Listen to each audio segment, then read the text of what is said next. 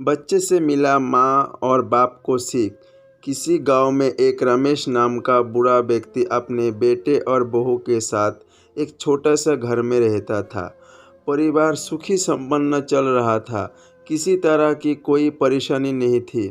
बूढ़ा बाप जो किसी समय अच्छा खासा था, आज बुढ़ापे के हार मान चुका था। चलते समय लड़खड़ाता था, लाठी की जरूरत पड़ने लगी। बस अपना जीवन किसी तरह गुजर रहा था। घर में एक चीज़ अच्छी थी कि शाम को खाना खाते समय बहू और बेटा एक साथ बैठकर खाना खाता था। आखिर एक दिन ऐसा आया कि जब सारे लोग खाना खाने बैठे, बेटा ऑफिस से आया तो भूख ज़्यादा थी, सो जल्दी से खाना खाने बैठ गया और साथ ही बहू और उसका एक बेटा भी खाना खाने लगा।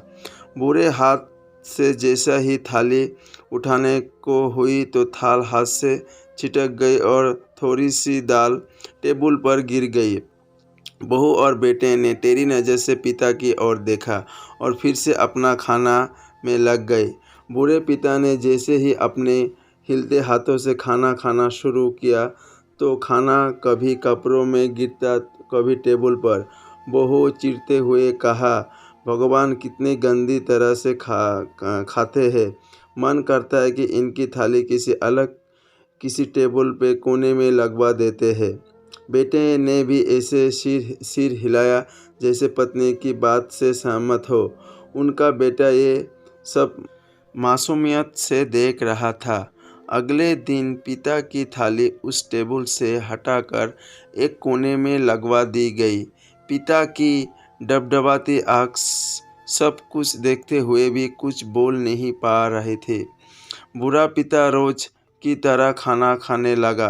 खाना कभी इधर गिरता, कभी उधर।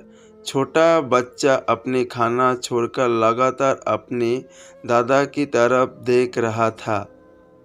माँ ने पूछा, क्या हुआ बेटा, तुम दादाजी की तरफ क्यों देख रहे हो और खाना क्यों नहीं खा रहे हो? बच्चे बड़ी मासूमियत से बोला, माँ मैं सीख रहा हूँ कि वृद्धों के साथ कैसा व्यवहार करना चाहिए।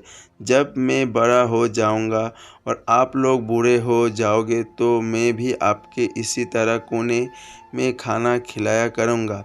बच्चे के मुंह से ऐसा सुनते ही बेटे और बहू दोनों कांप उठे।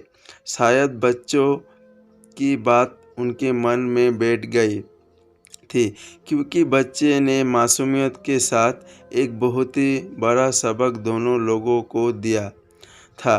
बेटे ने जल्दी से आगे बढ़कर पिता को उठाया और वापस टेबल पे खाना के लिए बिठाया और बहू भी भागकर पानी का गिलास लेकर आई कि पिताजी को कोई तकलीफ ना हो। इस कहानी में हमें ये ज्ञान होता है कि अगर आप गरीब हो जाओ फिर से अमीर हो सकते हो। आपका घर टूट जाए फिर से बना सकते हो, लेकिन ज़िंदगी में माँ बाप को खो दे फिर से नहीं मिलेंगे।